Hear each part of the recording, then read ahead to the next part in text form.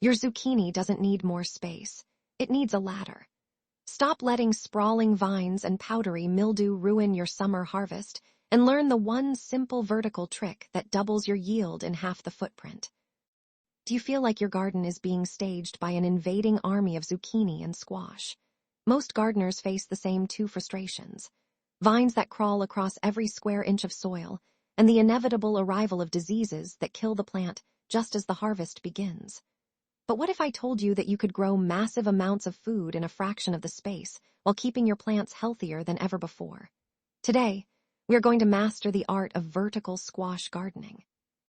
This method is the most affordable and effective way to reclaim your garden beds. Whether you are just starting your seeds or you already have a sprawling mess of vines, I will show you how to lift those plants up and transform your harvest. The best part of this technique is that you likely already have the materials gathering dust in your garage. You simply need a sturdy stake. I prefer using electrical conduit because it is durable and cheap, but bamboo or even a strong wooden branch will work perfectly. You will also need some garden twine and a mallet. You only need about 3 feet of height above the ground, but you must drive that stake deep. As the plant grows, it will become heavy with fruit, and you need a foundation that won't topple over during a summer storm. When selecting your variety, look for bush types of squash or zucchini.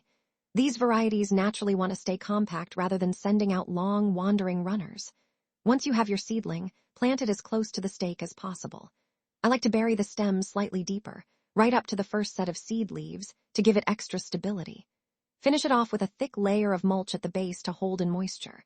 Now we wait, but not for long. Zucchini grows with incredible speed. As your plant begins to stretch toward the sky, you might notice silvery patterns on the leaves. Before you panic and think it's powdery mildew, take a closer look.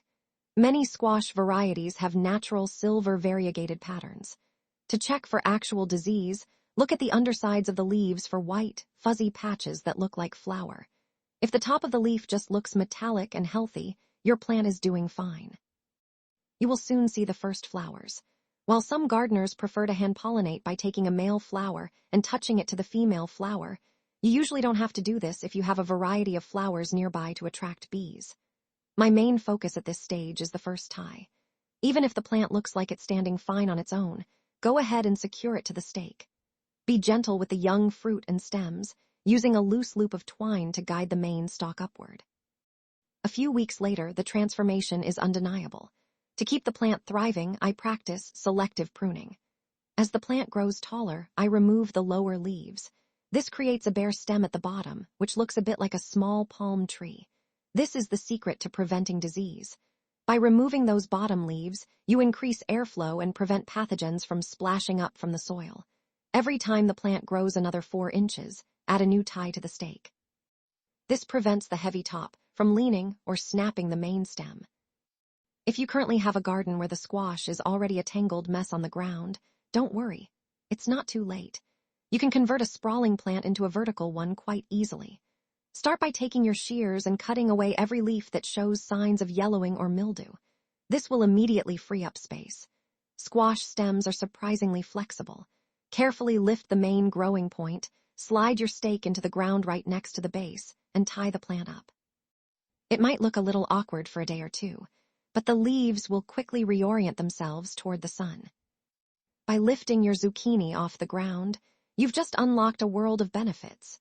You have more room to plant fall crops, your fruit is easier to find, and the increased airflow keeps your plants producing long after your neighbor's plants have succumbed to the heat.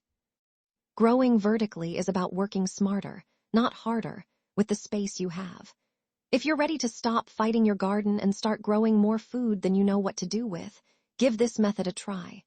Don't forget to share your progress and subscribe for more ways to turn your backyard into a high-yield sanctuary. Happy gardening, and keep those plants reaching for the sky.